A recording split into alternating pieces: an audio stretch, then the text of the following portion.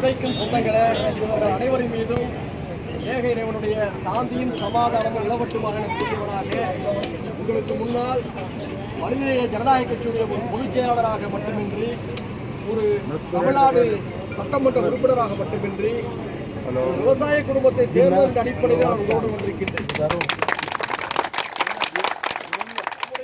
வாழ்வாதார போராட்டத்தை ஒவ்வொருவரும் ஒவ்வொரு விதமாக பார்ப்பார்கள்.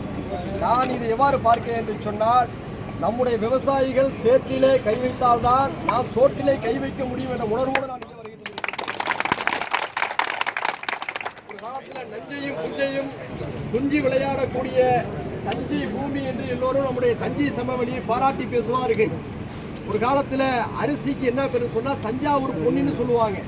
இன்னைக்கு எங்கேயாவது தஞ்சாவூர் பொன்னி அரிசி இருக்குன்னு சொல்றாங்களா? கர்நாடக பொன்னி இருக்கான்னு சொல்லி கேட்கிறாங்க. அப்போ தஞ்சாவூருடைய பொன்னி அரிசி எங்கே போனது? தஞ்சாவூருக்கு வருகை தந்த காவிரி ஆற்றுடைய தண்ணீர் எங்கே போனது?